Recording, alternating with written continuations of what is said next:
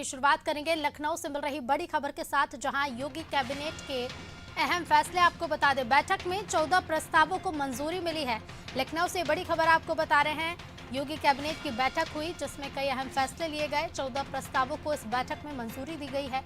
Data centre नीति 2022 के तहत निवेशकों को बजट, जहां वित्तीय प्रोत्साहन के प्रस्ताव को भी मंजूरी मिली है। श्रृंगवेरपुर धाम में विशिष्ट कार्यों के निर्माण का प्रस्ताव पास हुआ है। इस कैबिनेट बैठक में होमगार्ड और स्वयंसेवकों को ड्यूटी भत्ता का प्रस्ताव भी मंजूर किया गया है। साथ ही बता दें कि वायुयान के मेंटेनेंस एंड रिपेयर के प्रस्ताव को मंजूरी मिली है। 2022-23 में 35 करोड़ वृक्षारोपण कराने का प्रस्ताव मंजूर किया गया। इस बैठक में तो कई अहम फैसले लिए गए। योगी कैबिनेट में 14 प्रस्तावों को मंजूरी मिली।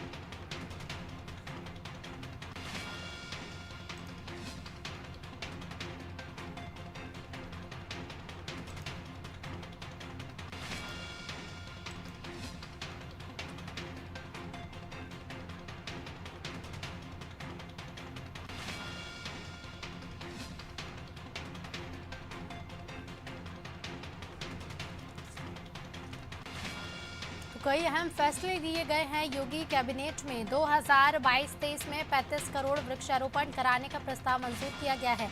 और ज्यादा विस्तार से जानेंगे, हमारे साथ UP bureau head Raghavendra Pande ji जुड़ गए हैं। राघवेंद्र जी, कई अहम फैसले लिए गए योगी कैबिनेट बैठक में, कई प्रस्ताव जिनको मंजूरी मिली, विस्तार से बताइए कि कौन से ऐसे महत्वपूर्ण प्रस्ताव हैं जिनको मंजूरी दी गई है।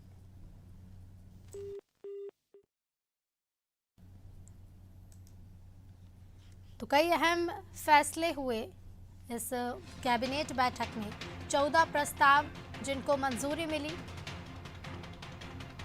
श्रृंगवेरपुर धाम में विशिष्ट कार्यों के निर्माण के प्रस्ताव को भी मंजूरी मिली है। होमगार्ड और स्वयंसेवकों को ड्यूटी भत्ते का प्रस्ताव मंजूर किया गया है। 2022-23 में 35 करोड़ वृक्षारोपण कराने का प्रस्ताव मंजूर किया गया।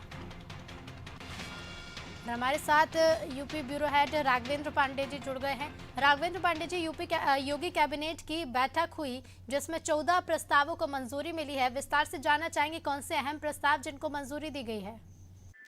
जी, बहुत महत्वपूर्ण प्रस्तावों पे आज मुहर लगी है, जो उत्तर प्रदेश के विकास के लिए बहुत अच्छा साबित होगा। जिसमें से उत्तर प्रदेश डाटा सेंटर नीति 2021 के अंतर्गत 4 निवेश प्रस्तावों को प्रोत्साहन की स्वीकृति दी गई है। इसके साथ विभिन्न निवेशकों द्वारा 15,950 करोड़ रुपए से अधिक निवेश से 4 डाटा सेंटर पार्क की स्थापना होगी, जिसमें लगभग 4,000 लोगों को प्रत्यक्ष और अप्रत्यक्ष रूप से रोजगार मिलेगा। तीसरा ये है प्रस्ताव कि वित्तीय वर्ष 2022-23 में 35 करोड़ पौधारोपण का लक्ष्य, जैसा कि आपने भी पढ़ा है उसमें, यह भी इसमें है, जिसमें वन एवं पर्यावरण और जलवायु परिवर्तन, इन सब में बहुत ही एक अच्छा और प्रभावी काम करेगा।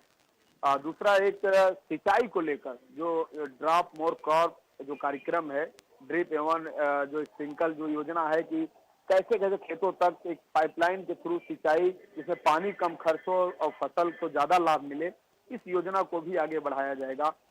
जो पीडब्ल्यूडी विभाग है वो लगभग 300 जो रेलवे के जो ब्रिज होते हैं छोटे छोटे, जहाँ पे जाम लगता है, पानी की समस्या होती है, उसको पूरे यूपी में ठीक किया जाएगा, उसका भी प्रस्ताव आया है। और सबसे महत्वपूर्ण बात यह है कि प्रयागराज में जो श्रृंगवेरपुर धाम है, वहां पर उसका विकास होगा। और जिस तरह से वहां निषाद राज की मूर्ति भी लगी है, और वहां पर गंगा के किनारे जो भगवान राम की जो बहन है और ऋषि जो श्रृंगी ऋषि हैं, उनकी एक मंदिर है, उसका उत्थान होगा, उसका बहुत ही अच्छा उसका विकास होगा, वह भी उस एजेंडे में शामिल किया गया है।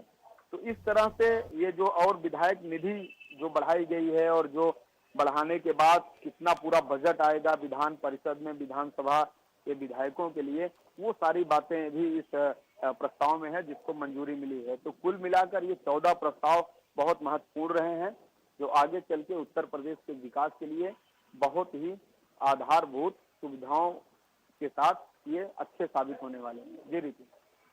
बिल्कुल राघवेंद्र जी, बहुत बहुत धन्यवाद आपका विस्तार से तमाम जानकारी हम तक पहुंचाने के लिए।